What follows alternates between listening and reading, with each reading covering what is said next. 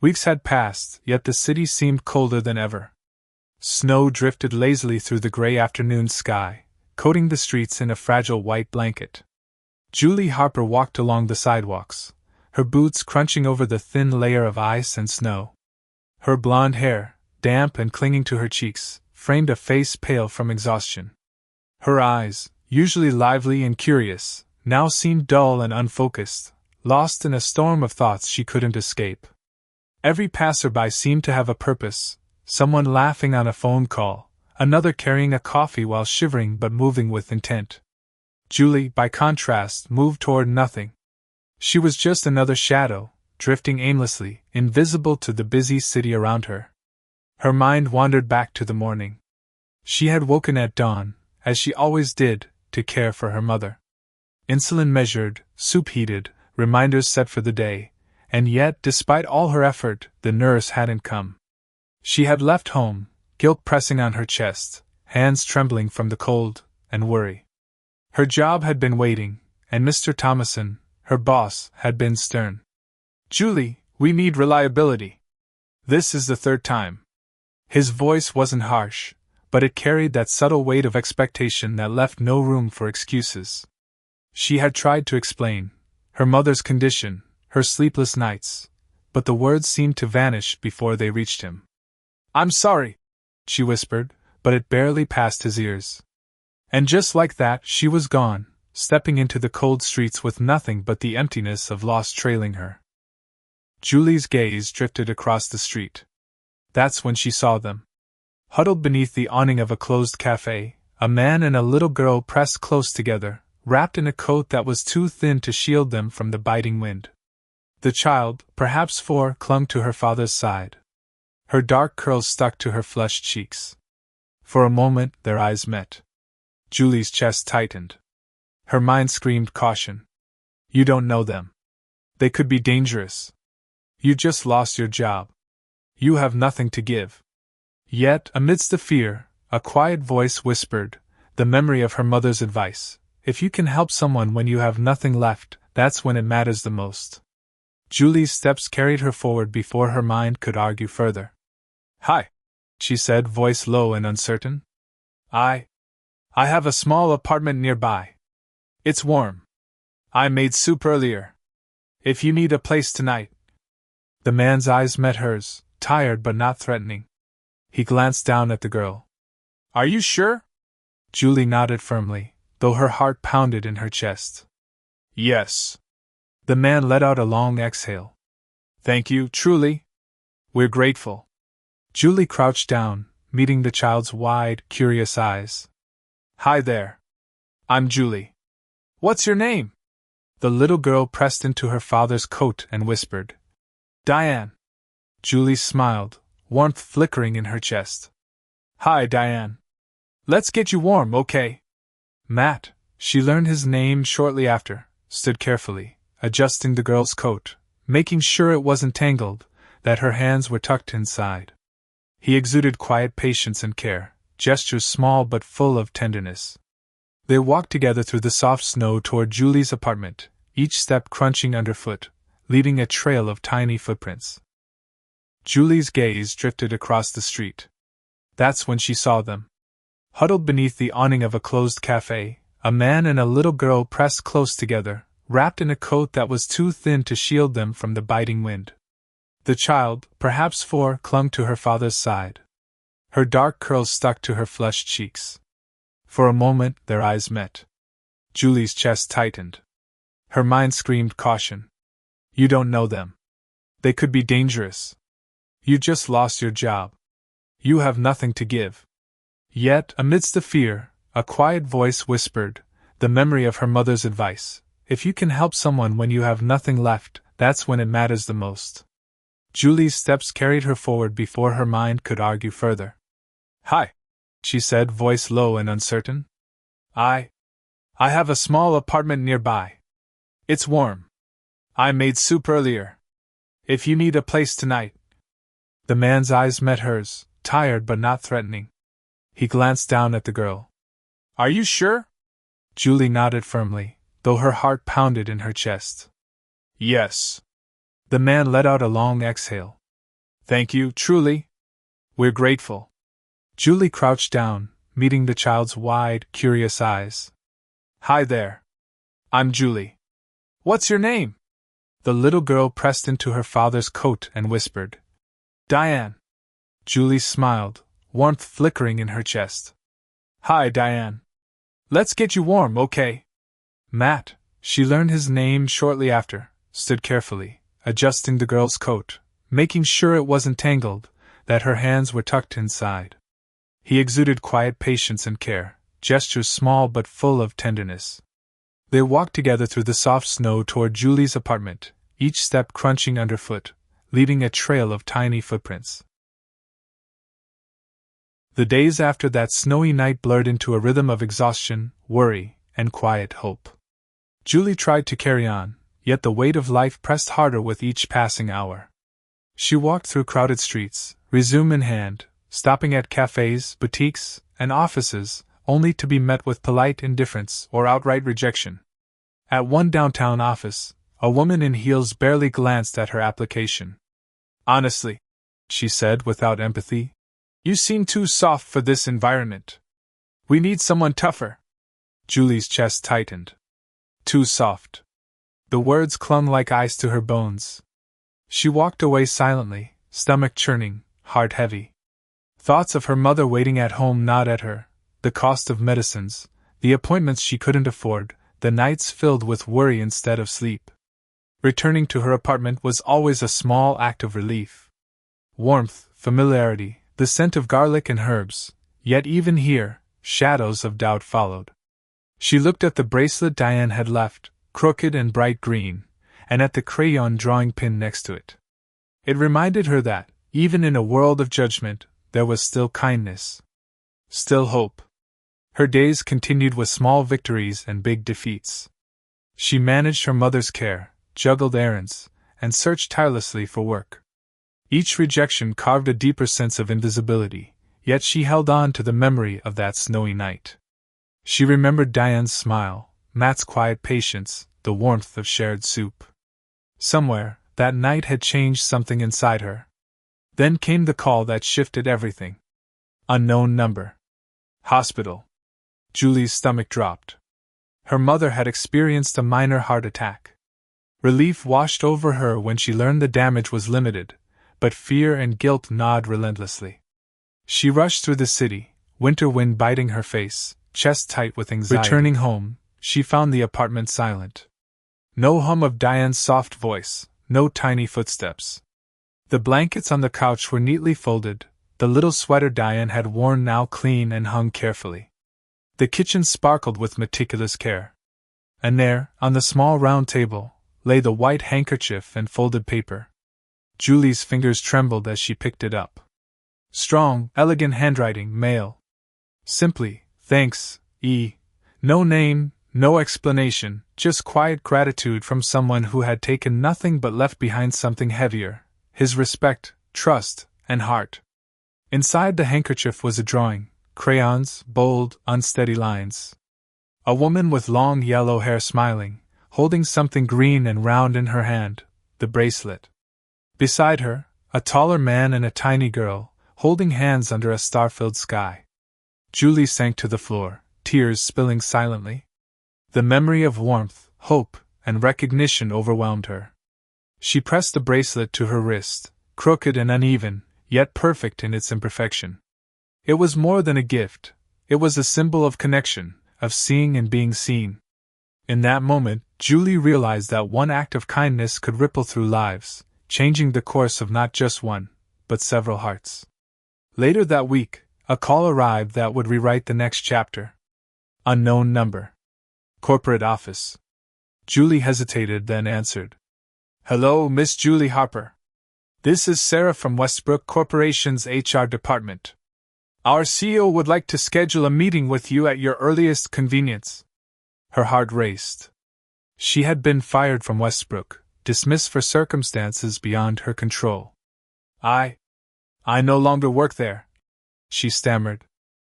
The voice was gentle. We're aware. Still, the request stands. He specifically asked for you by name. Julie's mind whirled. Why would the CEO want to see me? She arrived the next morning, nervous, dressed in her cleanest outfit, black slacks and an ironed blouse. The corporate floor was familiar yet intimidating, plush carpet, abstract art, glass awards glinting in the light. A world she had walked past as a receptionist but now entered as, herself, uncertain and raw.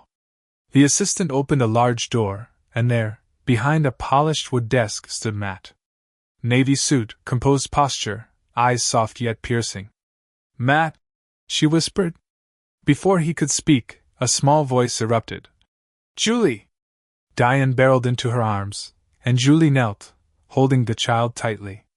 Tears streamed freely this time, not from shame, but from relief, recognition, and the impossible reunion of hearts. Matt explained everything: the acquisition of Westbrook, his reasons for stepping away, the desperate night when Julie had found them in the snow. "You didn't know who I was," he said. "You just helped. No questions, no expectations. That kind of kindness, it changed everything." Julie's chest tightened. The memory of that night, the warmth of shared soup, the crooked bracelet, all culminated in this moment of recognition. She understood now. Her actions mattered, even when unnoticed by the world at large. Julie could hardly breathe as she listened to Matt speak, her mind racing to reconcile the man she had helped in the snow with the powerful executive before her. His eyes, though sharp with intelligence, held a softness that made her remember the quiet patience he had shown that night. "My wife's name was Caroline," Matt began, voice low, steady yet heavy with grief. "She was the center of our world. Smart, funny, fiercely protective of Diane. She had a way of making everyone feel like they belong." Julie nodded gently, sensing the depth of his loss. She could feel the weight in the spaces between his words, the silences that carried memories too painful to speak. "She died suddenly, a car accident. 8 months ago. One moment we were planning Diane's 5th birthday, the next, everything stopped." His jaw tightened, eyes briefly glistening with restrained tears. Julie's chest tightened as well.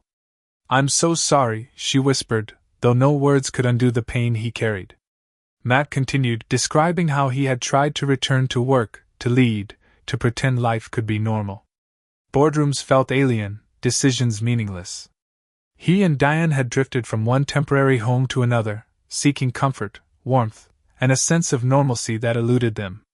And then came that night. The snowstorm caught us off guard. We had nowhere to go, nowhere safe.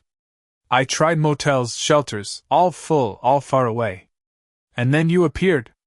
His gaze met hers, unwavering. You didn't know who I was. You didn't ask anything. You just opened your door, fed us, made my daughter laugh, something I hadn't seen in weeks. That night, it reminded me what kind of man I wanted to be, what kind of father, what kind of leader. Julie swallowed hard, eyes brimming with tears. She had acted without expectation, without thought of reward.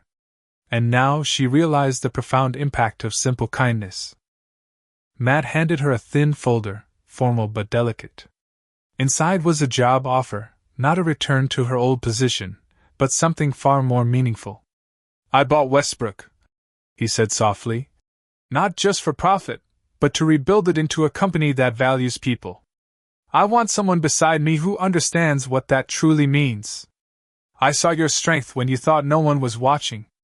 I believe in that version of you, and I hope you will too. Julie's hands shook as she held the letter. Me? She thought. A college dropout, a former receptionist with little formal training. And yet, in Matt's eyes, her heart, her actions, and her compassion mattered more than any degree. The weeks that followed were a mixture of awe, adjustment, and quiet scrutiny. Julie immersed herself in her new role, heading employee wellness and community outreach. She organized programs for staff dealing with illness, childcare, and burnout. She listened, truly listened, to each story, remembered names, noticed small details, and offered support where it was needed most. Yet kindness, even genuine kindness, does not shield one from judgment. Whispers began in break rooms, muttered doubts. She was just a receptionist. Didn't even finish college. Surely she must have something going on with the boss. Julie felt the sting of their words but pushed on, determined to prove that heart mattered more than titles. One afternoon, a whispered comment near the copier broke through her composure. Guess saving a CEO from the cold gets you more than a thank you these days. Julie hurried to her office, hands shaking, hiding behind a closed door, tears slipping silently. She pressed her palms against her face, trying to steady the storm of doubt. A soft knock startled her. Matt entered quietly, his presence calm and grounding. He did not question or lecture. Simply, he said, "Come with me." They stepped outside together that weekend, Diane in tow. The city felt softer somehow, less harsh. They flew a bright red kite under pale blue skies, laughter echoing across the park. Diane drew chalk pictures on the sidewalk, stick figures holding hands, representing their new family, her bright energy dispelling shadows of doubt. Matt watched Julie closely. "She doesn't see the rumors," he said gently. "She only sees who you are to her." "But they do.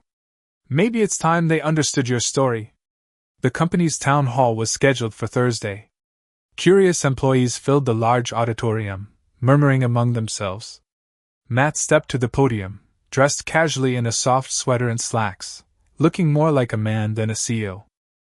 "Many of you know Julie Harper," he began calmly. "Some of you have worked beside her. But I want you to know who she was before that." One snowy night, a woman with tired eyes and gentle hands opened her door to a man and a little girl with nowhere to go. She asked nothing, expected nothing, and gave warmth, food, and dignity. She reminded me, and now you, that leadership isn't about power, it's about heart. He held up the crooked green bracelet Diane had given her. "This is a thank you bracelet. I've worn it every day since. Without it, I would not be here. Without Julie, this company wouldn't be what it's becoming. She reminded us all what it means to truly care." Silence blanketed the room before applause erupted, first small, then overwhelming. Julie sat in the front row, tears streaming, not from pain, but release. She had been seen. Truly seen. And believed. The weeks that followed the town hall brought subtle, but undeniable change. Julie's office, once a quiet corner of whispered gossip, became a hub of trust and collaboration. Employees who had doubted her began seeking her advice, sharing stories, and relying on her guidance. The walls between titles and hierarchies seemed to dissolve as she moved through the office, listening, observing, and nurturing small but significant transformations in the workplace culture. Julie found herself reflecting on how far she had come. From that snowy night of despair, from the exhaustion of caring for her mother, to being recognized not for a degree, a polished resume, or social status, but for the humanity she carried quietly, consistently, and without expectation. She had discovered that sometimes, the simplest acts, the shared warmth of soup, the open door on a cold night, could ripple outward, reshaping the world in ways far larger than any of us anticipate. At home, life bloomed once more. Her mother, once fragile and withdrawn, now laughed freely over card games, stories from her youth, and films that filled the apartment with warmth. Medication was covered through company wellness programs. Appointments became manageable. Julie felt the heavy burden of survival lighten, replaced with the light of truly living. Weekends became sacred times with Matt and Diane. They hiked golden trails, baked more flour than necessary into cookies, camped beneath stars, and created memories that stitched their lives together in laughter and tenderness. Diane, ever imaginative, drew crayon pictures representing their family, stick figures holding hands, kite flying under blue skies, smiles that seemed to stretch from the earth to the stars. One quiet afternoon, Diane ran into the apartment clutching a drawing. "Look, it's us!" she exclaimed. 3 stick figures, one wearing a tie, one in a dress, and a child between them. "Dad, Mom, Julie, and me." Julie felt her chest tighten. She knelt beside Diane, kissing the small head, inhaling the innocence and joy. "Yes," she whispered. "This is our family." Matt's eyes met hers, a silent understanding passing between them. In those moments, no words were necessary. They had built something stronger than titles, stronger than society's judgment, something real, enduring, and alive. Back at the office, Matt made a decision that surprised many. He arranged a company-wide meeting, town hall style, inviting every employee to witness something remarkable. The auditorium buzzed with curiosity, skepticism, and quiet excitement. Matt stepped to the podium, calm and approachable, holding the crooked green bracelet Diane had made. "Many of you know Julie Harper," he began. "But I want you to know who she was before the title, before the office, before this company recognized her. One snowy night, she opened her door to a man and a little girl with nowhere to go. She asked nothing, expected nothing, and gave warmth, food, and dignity. She reminded me, and now all of you, that leadership is not about power. It is about heart. About courage. About seeing what matters most and acting on it." He held the bracelet high. "This is a thank you bracelet. Diane gave it to her that night. I've worn it every day since. Without Julie, this company would not be what it's becoming. Her actions taught me who I want to be as a leader. Who I want our company to be." The auditorium erupted in applause. First tentative, then sweeping. Julie sat in the front row, tears gliding down her cheeks, a release not of grief, but of recognition and deep, unshakable validation. She had been seen. Truly seen. Believed. Respected. As life settled into this new rhythm, Julie reflected on how a single act of kindness had shifted the course of 3 lives.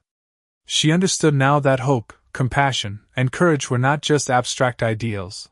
They were practical, tangible, and transformative forces. The green bracelet, crooked and uneven, remained pinned to her refrigerator, a daily reminder of that night, of Diane's innocence, and of the unexpected power of human connection. Months passed. The company thrived, fueled not merely by profits, but by a culture of empathy, wellness, and community. Julie's wellness initiatives expanded, reaching employees in ways previously unimaginable. Matt observed, supported, and occasionally challenged her, but always with respect for her insight and heart. They celebrated small victories, a sick employee returning to health, a struggling parent finding childcare support, a burnt-out manager discovering renewed purpose. At home, love grew steadily. Dinner conversations became laughter-filled rituals, bedtime stories a cherished quiet, and weekends adventures of imagination and joy. Diane continued to insist on sprinkling everything with sugar, flour, or glitter, laughing all the while. And in quiet moments, Julie and Matt would share glances that spoke volumes, their hands brushing as they worked side by side, building lives intertwined with trust, love, and mutual respect. Then, one spring morning, in the small lakeside venue of their choosing, Matt knelt before Julie, a sapphire ring in his hand. The moment felt natural, inevitable, and right. "Julie Harper," he said, voice thick with emotion, "you are our light, our hope. Will you be our forever home?" Tears streamed freely. Diane squealed with delight, hugging her tightly. "Is this our family now?"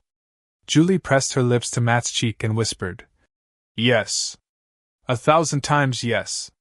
The auditorium, or rather, their tiny circle of life by the lake, erupted in joy, cheers mingling with the gentle wind and rustling leaves.